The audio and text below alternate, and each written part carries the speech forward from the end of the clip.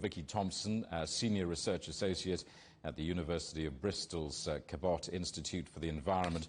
Vikki, welcome. Just put this into context for us, if you would. Just how significant are today's and tomorrow's expected temperatures? Well, we're very likely to see the UK record broken sometime this afternoon and then likely again tomorrow.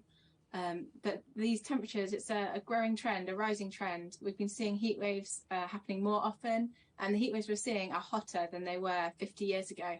That's not just happening in the UK, it's happening all over the world. We're seeing numerous records broken all the time. Just this year, we've seen the heat waves in India and several heat waves already in mainland Europe. And what do you say to those people who might say, look, this is just another hot summer's day like 1976?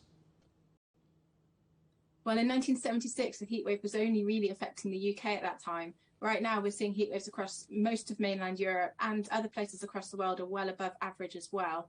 So it's a much larger event, and it's a growing trend. It's happening every year. It's not just once a decade anymore. And is this continent locked into these deadly hot summers, or are there consequences of climate change that could also cool Europe? Well, unfortunately, it's unlikely we'll see any cooling, but we're not locked into this trend. If we reduce emissions, if we get to net zero, then we're likely to stop seeing an increase in heat waves. Unfortunately, that seems the only way that we can stop the situation getting worse.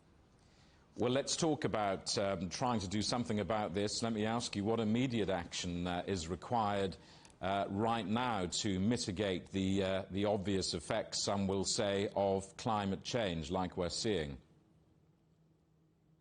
Well, there's things we can all do to try and adapt to the change so that we can learn to live with this, what is going to be this new normal situation everywhere. So adding more shade to your gardens, maybe adding awnings and more tree cover is a great way to protect. It might take a few years to get into place, but it will help when the time comes. And just right now, making sure you're drinking plenty, wearing loose clothing, follow some of the advice from people in hotter parts of the world who have had to already live through these sort of temperatures. And let me ask you, how much further have governments got to do on this journey to hit net zero? How far down the road are we, would you say?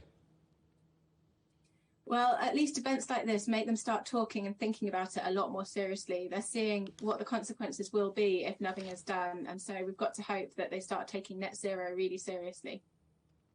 Vikki Thompson, thank you very much indeed for talking to us. That's Vikki Thompson from the University of Bristol.